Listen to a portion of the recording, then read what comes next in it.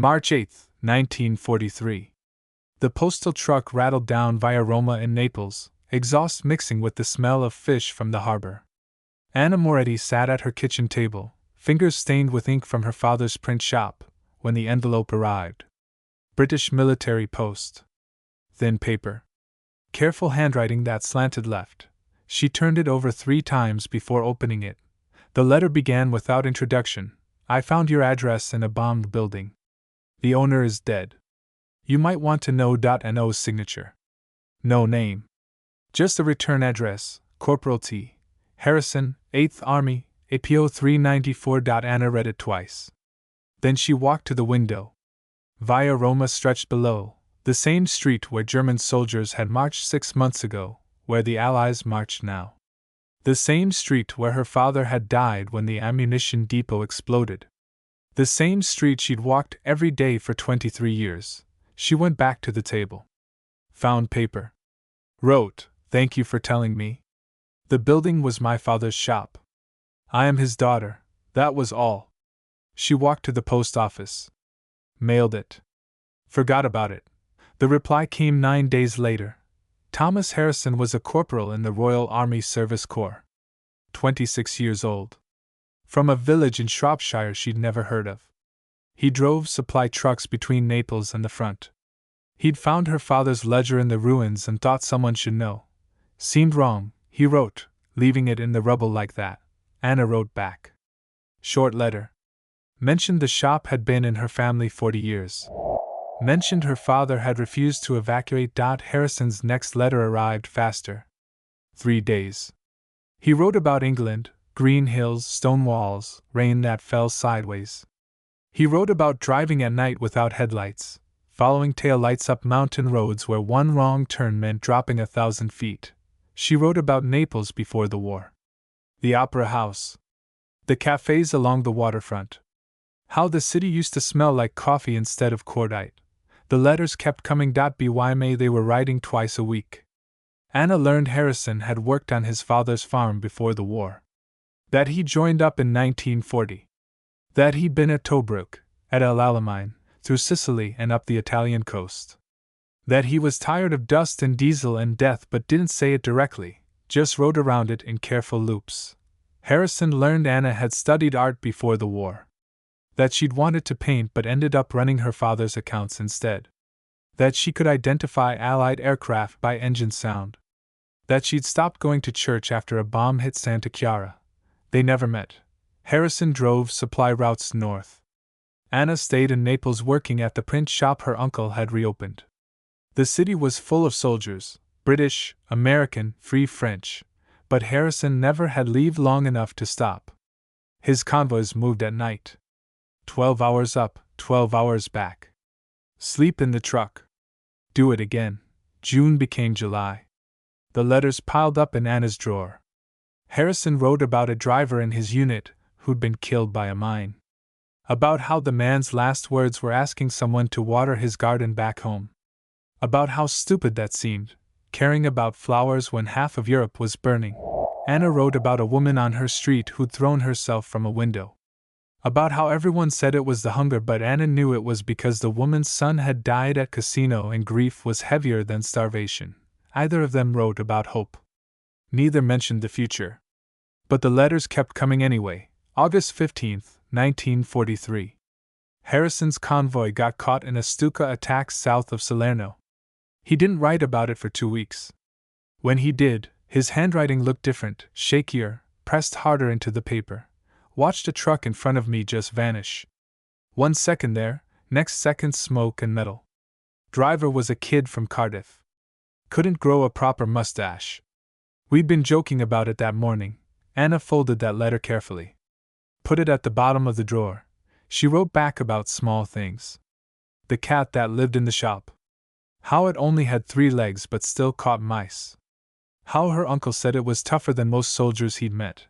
Harrison wrote back, "I'd like to meet that cat someday." It was the first time either of them suggested afterward. The first time the war had an edge instead of being an endless present. September. October. The letters found rhythm. Harrison wrote about England, not the England he'd left, but the England he imagined going back to. Fields. Pub. His father's farm. Simple things. Anna wrote about rebuilding. About how the city was slowly clearing rubble. About how she'd started sketching again, nothing serious, just practice. About how maybe after the war she'd actually try painting. Either said after we meet. Mather said together. But the words sat between the lines anyway. November 1943. Harrison's unit moved to Anzio. The letters slowed. Then stopped for 3 weeks. Anna kept writing. 1 letter a week. She didn't know if he was getting them. Didn't know if he was alive. But she wrote anyway because the alternative was sitting still, and sitting still meant thinking about all the ways this could end. The reply came December 2nd. Short. Written in pencil on the back of a requisition form. Still here. Barely. Can't say more? Keep writing, she did. December brought cold. The kind of cold that came up from the stones and never left. Anna worked in the print shop wearing 3 sweaters. Her uncle printed identity cards for displaced persons. The shop smelled like ink and mildew. Harrison wrote when he could. Sometimes 3 letters in a week. Sometimes nothing for 10 days. He wrote about small things. The taste of tinned beef, the sound rain made on canvas, how stars looked different in Italy than England. Anna wrote back about her neighbor's daughter who'd married an American soldier. About how the girl was leaving for Pennsylvania. About how the street felt emptier every day. Everyone's leaving or dead, she wrote. Sometimes I can't tell which is worse. Harrison's reply. Leaving means there's somewhere to go. That's not nothing. Christmas 1943. The shop closed for 2 days. Anna spent Christmas Eve in her flat. No tree. No mass. Just bread and wine and Harrison's letters spread across the table. She counted them. 47. Letters from a man she'd never met. 47 pieces of careful handwriting describing a life she only knew through paper and ink. She wrote number 48, Merry Christmas. I hope you're somewhere warm. Harrison's reply came January 4th. Spent Christmas in a ditch outside casino. Wasn't warm. But I thought about you and that made it better. Anna read that line 12 times. January 1944. The Anzio landing. Harrison's letters stopped completely. 3 weeks of silence. Anna kept writing, but the envelopes came back marked unit relocated, returned to sender. She imagined the worst. Imagined Harrison dead in some nameless field. Imagined his last letter sitting in a mail bag somewhere, never reaching her. Then February 8th. 4 letters arrived at once. All dated different days. All written in snatches, 10 minutes here, 5 minutes there. The handwriting looked rushed. Scared. We're stuck. Can't move forward, can't fall back. Germans everywhere. If you don't hear from me for a while, don't give up. Anna wrote back immediately. I won't give up. Keep your head down. February became March. Letters came sporadically. Harrison wrote about cold and mud and how time stopped meaning anything when you spent weeks in the same position getting shelled. Anna wrote about spring coming to Naples. About flowers growing in bomb craters. About how life kept happening despite everything trying to stop it. March 15th, 1944. 1 year since the first letter. Harrison wrote, I keep your letters in my jacket. Read them when things get bad. They remind me there's still normal somewhere. Anna wrote back, you make me feel less alone. That's worth something. April. May. Summer coming. The Allies broke through at Cassino. Harrison's unit moved north. The letters kept coming but slower. Mail trucks couldn't keep pace with the advance. Anna waited. Worked. Wrote. The drawer filled with envelopes. She'd stopped counting. June 4th, 1944. Rome fell. Harrison wrote from outside the city. This might be over soon. Don't know when. Don't know how. But maybe. Anna allowed herself to think about afterward for the first time since Christmas. About meeting. About whether he'd be disappointed. About whether she'd built something in her head that couldn't exist in real life. She wrote, when this ends, will you come to Naples? Harrison's reply took 3 weeks, already planning the route. July. August. The letters talked about everything except what would happen when they finally stood in the same room.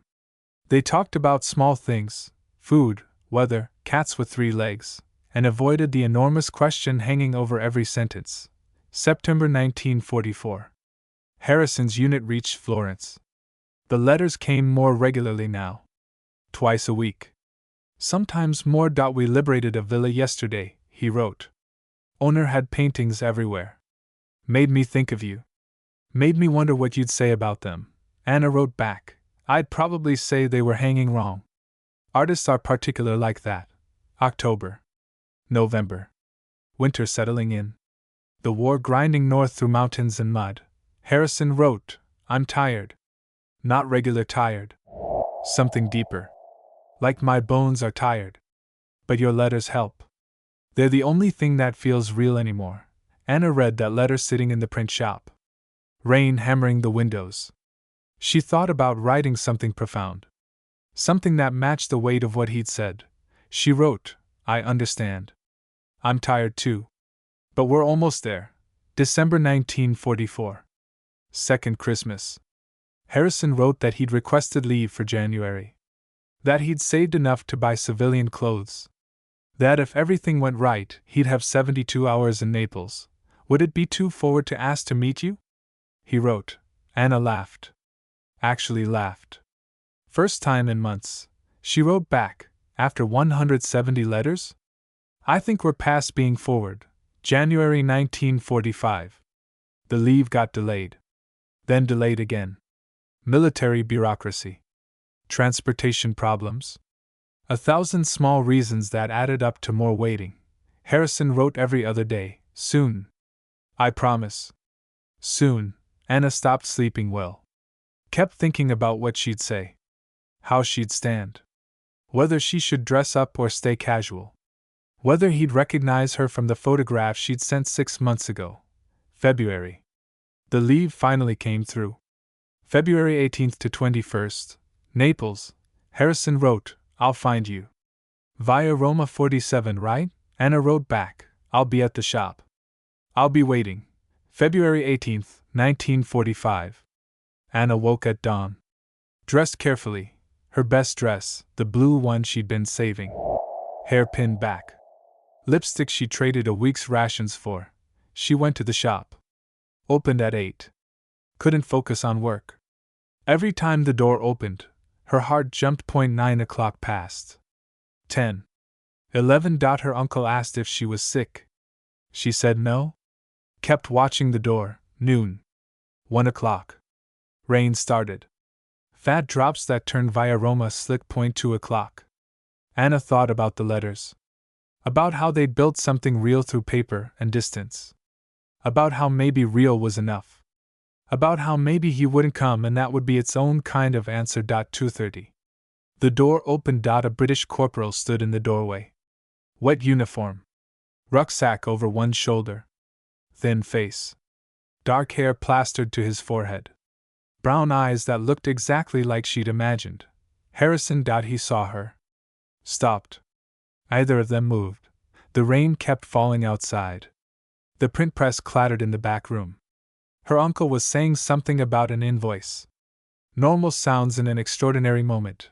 Harrison took off his cap. Held it in both hands. Anna? His voice was quieter than she'd expected. English accent thicker than she'd imagined. She nodded. Couldn't speak. Her hands were shaking. He stepped inside. Closed the door. Set his rucksack down carefully.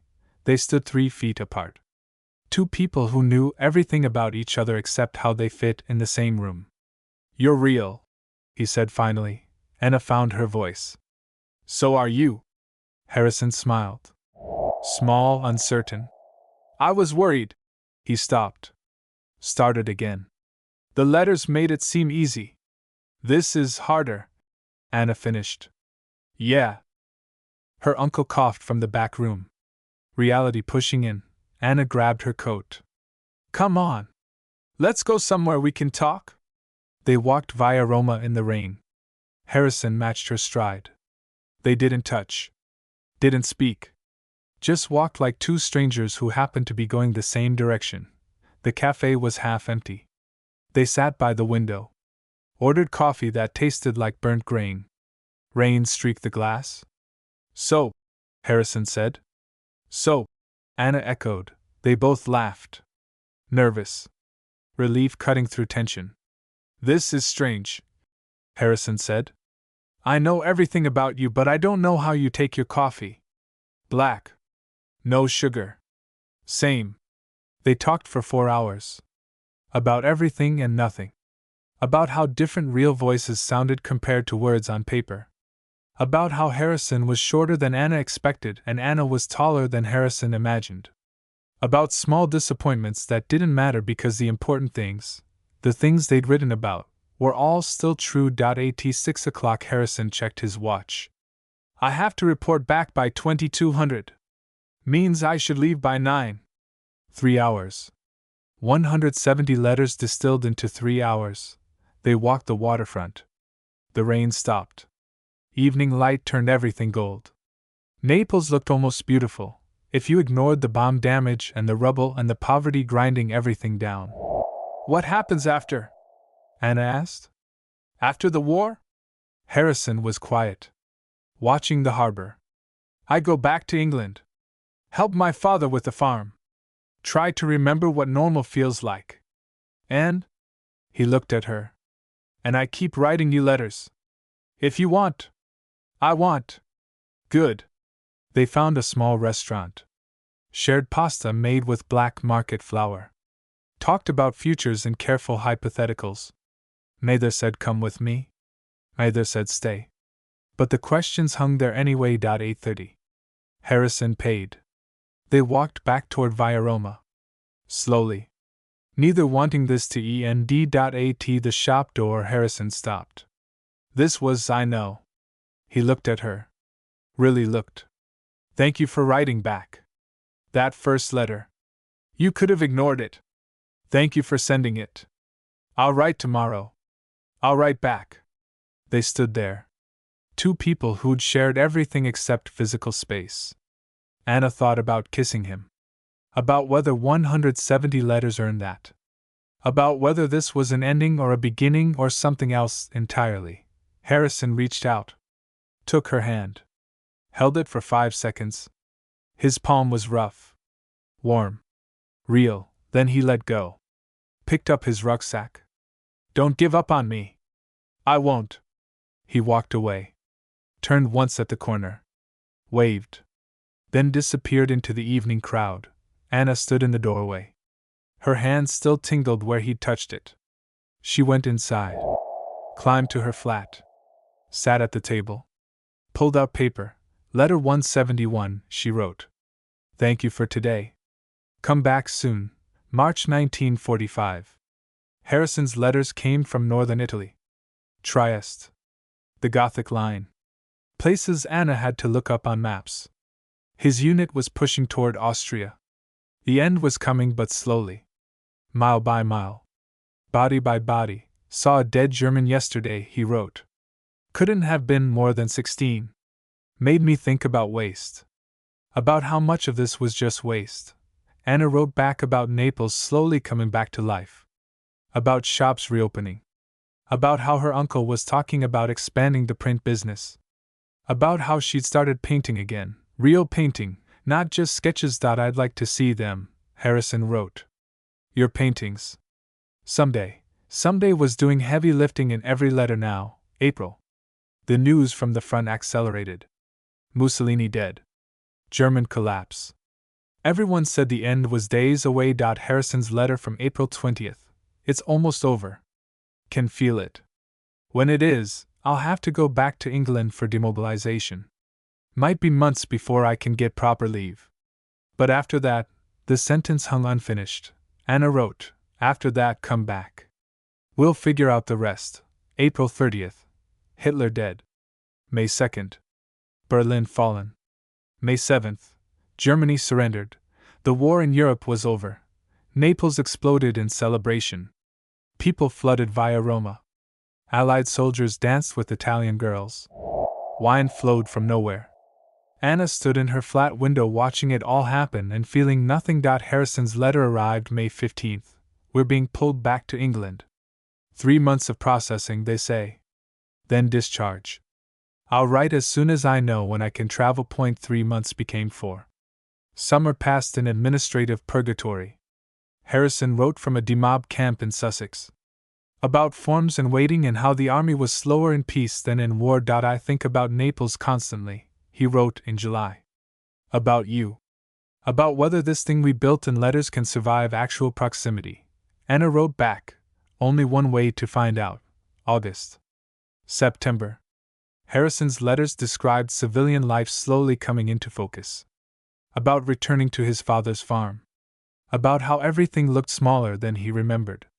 About how he couldn't sleep without convoy engine noise. I'm broken in ways I don't understand yet, he wrote in September. Fair warning, Anna wrote, we're all broken.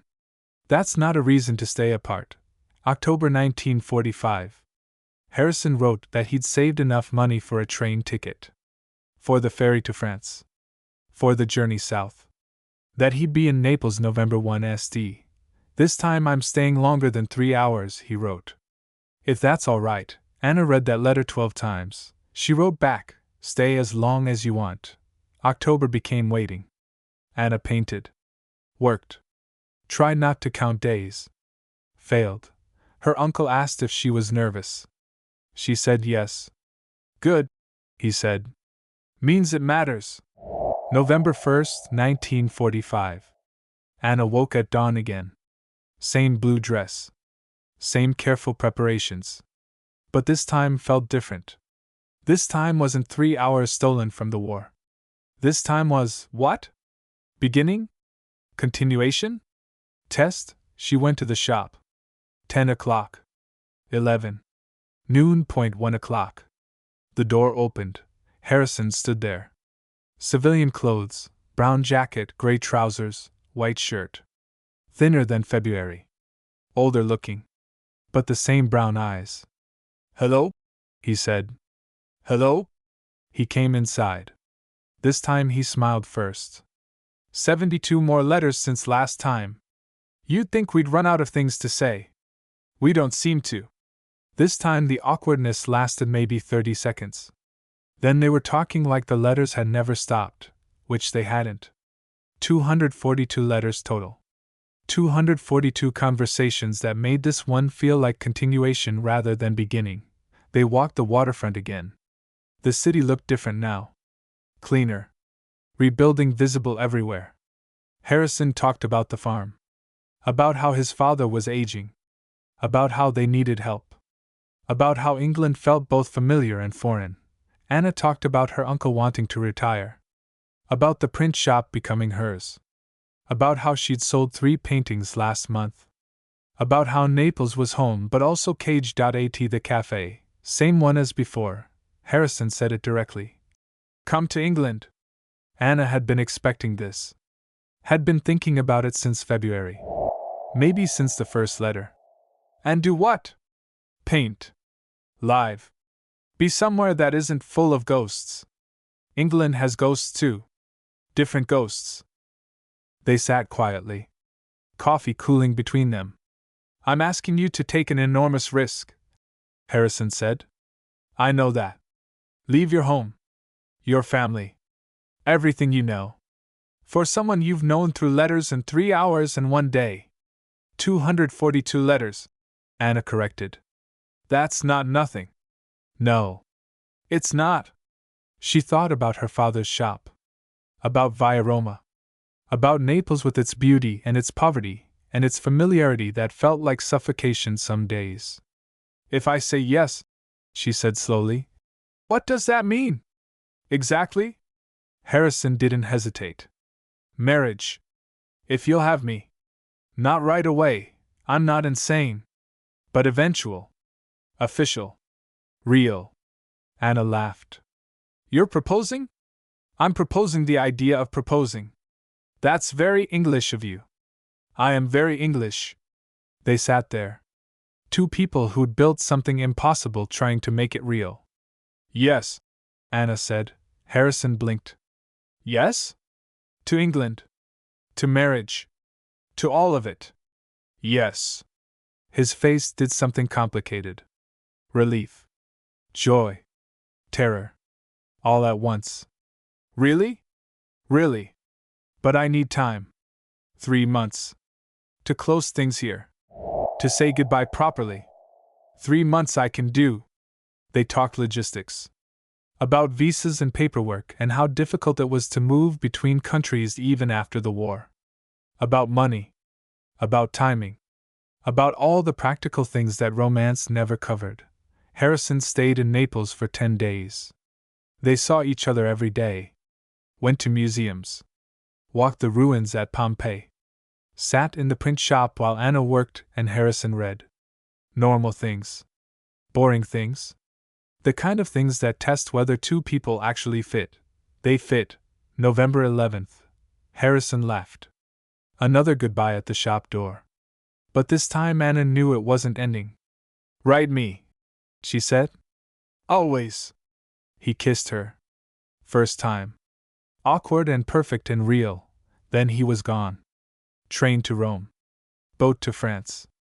Journey back to England. Anna went inside. Sat at her desk. Pulled out paper. Letter 243, she wrote. I miss you already. But this time missing feels like beginning instead of ending. 3 months. Harrison's reply came from England 2 weeks later, 97 days. Not that I'm counting. December 1945. Anna gave her uncle notice. He wasn't surprised. That English boy? Yes. You love him? She thought about it. About love versus familiarity. About whether 242 letters qualified as knowing someone. I think so. Or I will. Or something in between. Her uncle nodded. Good enough. January 1946. The paperwork began. British Embassy in Rome. Visa applications. Proof of relationship. It turned out 242 letters counted as evidence. Harrison wrote encouragement. Practical advice. Detailed descriptions of the village she'd be moving to. About his father's farm. 200 acres, mostly sheep, house from 1740 with stone walls and a leaky roof. It's not Naples, he wrote. It's not beautiful. But it's home. Could be yours too. Anna sold her furniture. Her flat. Everything that wouldn't fit in 2 suitcases. The city she'd lived in her entire life compressed into fabric and paper. February 14th, 1946. The visa came through. 1 year initial, with option for permanent residency as she married a British citizen. She booked passage. March 1st. Train to Rome. Rome to Paris. Paris to London. Her last night in Naples, Anna walked via Roma. The street where she'd grown up. Where her father had died. Where she'd received that first letter. Where everything changed. She thought about being afraid. About leaving. About whether this was brave or stupid or both. She went to the shop. Her uncle was closing up. Last night, he said. Last night. Regrets? Ask me in a year. He laughed. Hugged her. You'll be fine. You're braver than you think. March 1st. Dawn again. Anna stood on the train platform. 2 suitcases. 1 crate of paintings. Ticket to a life she'd only imagined. The train pulled in. She climbed aboard. Found her compartment. Watched Naples disappear through the window. Everything she knew receding into distance. The journey took 4 days. Rome. Florence. Milan. Across the border into France. Paris. The Channel. Each mile further from familiar. Each mile closer to Harrison. March 5th. Victoria Station. London. Grey and cold and foreign. Anna stepped onto the platform carrying 2 suitcases and every uncertain hope she owned. Harrison was waiting at the barrier. Same brown jacket. Same smile. They stood there. 2 people who'd written 256 letters trying to figure out what came after words ended. Hello? He said. Hello? He took her suitcases. They walked through the station. Anna had never seen so many people moving so fast. London was different from Naples, colder, damper, more contained. The train to Shropshire left at 11. They had an hour. They sat in the station cafe. Bad tea. Stale bread. Neither caring. Nervous? Harrison asked. Terrified. Me too. What if it doesn't work? He was quiet. Then we tried. That's more than most people manage. The train journey took 5 hours. Through countryside that looked exactly like Harrison's descriptions, green, stone-walled, rolling. Different from Italy. Different from everything Anna knew. The village was tiny. One street. One pub. One church. The farm sat half a mile out, stone house, slate roof, sheep everywhere. Harrison's father met them at the door. Older man. Weathered face. Suspicious eyes. This her then? This is Anna. Anna, this is my father. They shook hands. His grip was rough. Testing. Italian, the father said. Not quite hostile. Not quite welcoming. Yes, sir. You know anything about farming? No, sir. You'll learn. He walked back inside. Harrison looked apologetic. It's fine. I expected worse. The house was cold. Stone walls. Small windows. Furniture that predated the war by generations. Anna's room, temporarily, until the wedding, was upstairs. Narrow bed. Slope ceiling. View of fields. She unpacked. Hung her 3 dresses. Stacked her books. Set out her painting supplies. Everything she owned in one small room in a country where she knew exactly one person. That night they ate dinner in silence. Shepherd's pie. Root vegetables. Harrison's father asked questions. About Italy. About her family. About whether she understood what farm life meant. Anna answered honestly. She didn't know what farm life meant. She was here to learn. After dinner, Harrison walked her to the barn. I'm sorry. He's not usually this cold. I'm not expecting easy. They stood in the barn doorway. Sheep rustling in the dark. England smelled different from Italy, damper, earthier, older somehow. 242 letters, Harrison said. And now we're here. Seems impossible. Most good things are. He kissed her. Second time. Still awkward. Still perfect. Thank you for coming, he said. Thank you for asking. Spring 1946. Anna learned to hate sheep. Learned to milk cows. Learned that farming meant rising before dawn and falling into bed after dark. Learned that Harrison's father thawed slowly. Took 3 months before he smiled at her, 6 months before he laughed at something she said. She learned that England was gray. That rain fell sideways. That tea solved everything. That the village gossiped about the Italian girl who'd come from nowhere to marry the Harrison boy. She learned that Harrison had nightmares. That he woke screaming some nights. That the war lived in him in ways letters hadn't revealed. That broken meant something specific and ongoing. She learned that marriage was work. That romance was easy compared to daily proximity. That loving someone meant learning how they took their tea and how they grieved and what silence meant on different days. They married October 12, 1946. Small ceremony. Village church. Harrison's father, the vicar, 2 neighbors as witnesses. Anna wore a dress she'd made herself. Harrison wore his demab suit. The vows were brief. Standard Anglican? They both said yes. Afterward, in the church cemetery, Harrison took her hand. No regrets? Ask me in 50 years. They didn't have 50 years. They had 37. Harrison died in 1983, heart attack, sudden, while mending fence. Anna found him in the field. The sheep standing around like mourners. She lived another 20 years. Painted. Raised their 3 children.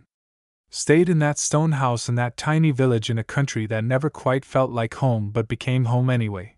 When she died in 2003, her children found the letters. All 256 of them. Harrison's careful handwriting. Her careful Italian script. Evidence of something built from distance and paper. They donated them to the Imperial War Museum. The archivist who catalogued them said they were the most complete wartime correspondence she'd ever processed. They really never met until after the war? The archivist asked.